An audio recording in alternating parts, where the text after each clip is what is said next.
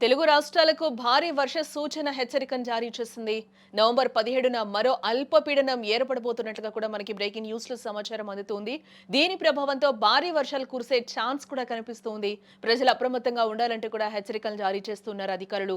మత్స్యకారులు ఎట్టి పరిస్థితుల్లోనూ సముద్రంలోకి వెళ్లొద్దు అంటూ కూడా హెచ్చరికనైతే ఇస్తున్నారు. ఇప్పటికే చలి తీవ్రతతో జనం ఇప్పటికే వణికిపోతున్న సిచ్యువేషన్స్ కనిపిస్తూ ఉన్నాయి. ఇప్పటికే తెలుగు రాష్ట్రాల్లోని ప్రజలు చలి తీవ్రత ఇబ్బందులు పడుతూ ఉండగా వాతావరణ శాఖ మరో కీలక హెచ్చరికనైతే జారీ చేసింది. బంగాళాఖాతంలో ఏర్పడనున్న అల్పపీడనం కారణంగా తెలుగు రాష్ట్రాల్లో 2 రోజుల పాటు భారీ వర్షాలు కురుస్తాయని కూడా ప్రకటించింది. నవంబర్ 17, 18 తేదీల్లో రాష్ట్ర ప్రజలు అప్రమత్తంగా ఉండాలని సూచించింది. వాతావరణ శాఖ అధికారుల అంచనా ప్రకారం చూస్తే నవంబర్ 17న ఆగ్నేయ బంగాళాఖాతంలో కొత్త అల్పపీడనం ఏర్పడే అవకాశం కూడా ఉంది.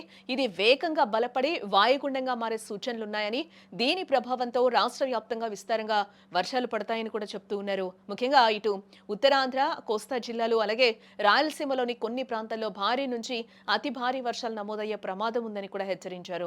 వర్షాలతో పాటు తీర ప్రాంతాల్లో గంటకు 40 నుంచి 50 కిలోమీటర్ల వేగంతో బలమైన ఈదురుగాలులు వీస్తాయని అధికారులు కూడా చెప్తూ ఉన్నారు. అలాగే సముద్రం అల్లకల్లోలంగా ఉంటుందని, అలలు తీవ్రత కూడా ఎక్కువగా ఉంటుందని కూడా చెప్తూ ఉన్నారు. ఈ నేపథ్యంలోనే మత్స్యకారులు సముద్రంలో వేటకు వెళ్లొద్దని కూడా స్పష్టమైన ఆదేశాలు అయితే ఇప్పటికే జారీ చేయడం జరిగింది. బంగాళాఖాతంలో వరుసగా ఏర్పడనున్న 2 అల్పపీడనాల కారణంగా ఆంధ్రప్రదేశ్లో 2 రోజుల పాటు భారీ వర్షాలు కురుస్తాయని కూడా వాతావరణ శాఖ హెచ్చరికలను అయితే జారీ చేస్తూ ఉంది. నవంబర్ 17, 18 తేదీల్లో రాష్ట్ర ప్రజలు అప్రమత్తంగా ఉండాలి అంటూ కూడా హెచ్చరిస్తూ ఉంది.